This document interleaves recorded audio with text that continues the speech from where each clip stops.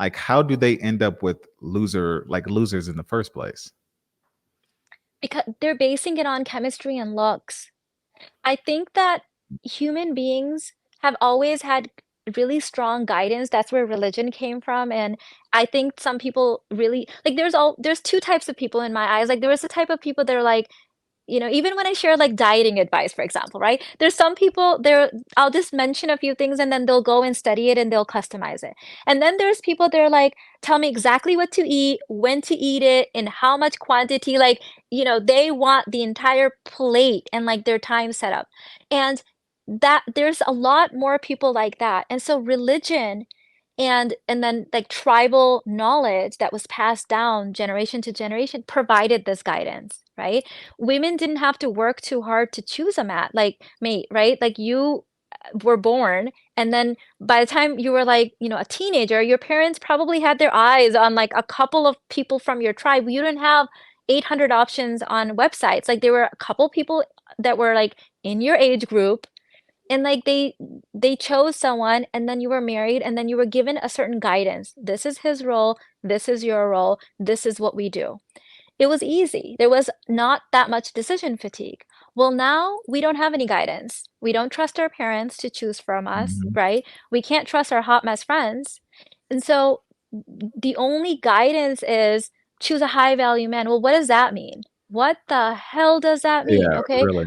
He has to have a Mercedes and a gold watch and dress nice. Well, the truth is that most men who are working really hard, who are providers, who are, trying to get their degrees and save up money, don't know how to dress well. They don't know how to take sexy selfies of themselves and make the best profile, Yeah. right? They're gonna be the ones that Tinder doesn't even promote.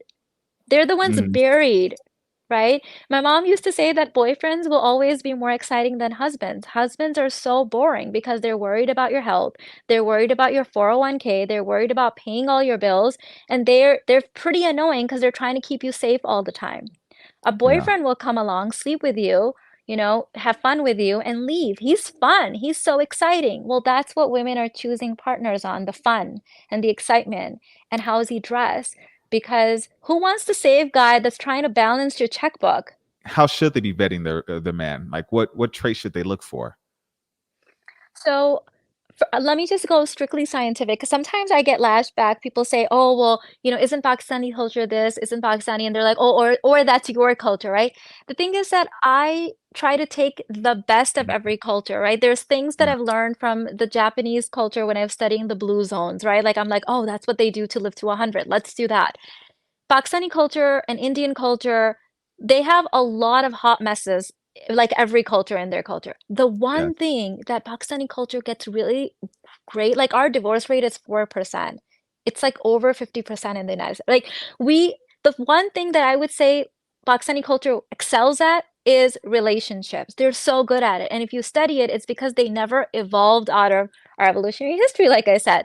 So now science, which is only 500 years old, is catching up, and they're doing these studies. And what they're realizing is some of the things that were considered like outdated values and outdated like ways of being are actually scientifically sound ways to see if a marriage will succeed.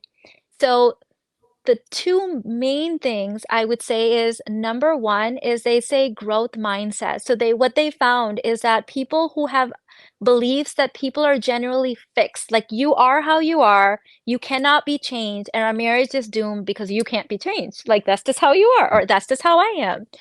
Fixed mindset people have difficulty in relationships because they tend to think that they don't see their marriage as a living, breathing document that's ever evolving because they can't see themselves that way. So that would be number one.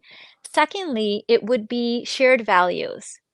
So you have to have some kind of a commandment system or something that you agree with, whether it's religion, it could be gender roles, it could be something. Now, when I say values, a lot of people don't even know what that is and they think hobbies. Like, no, it's not about hobbies.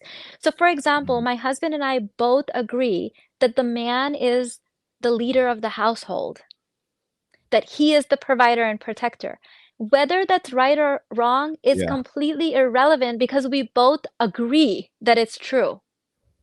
We both agree that moms need to stay home with the children and raise them themselves. Whether that's wrong or right, the fact is that we both agree to that. Now, both of those things are scientifically also sound because that's how we've evolved. But we have the foundation so right that it, like my husband loves cricket. I don't know if you're familiar, but the rest of the Mm, world, yeah, it's like so obsessed with cricket, right? I you can't put a gun to my head and make me watch cricket, right? We don't have a lot of hobbies in common. It doesn't matter. He does that with his friends.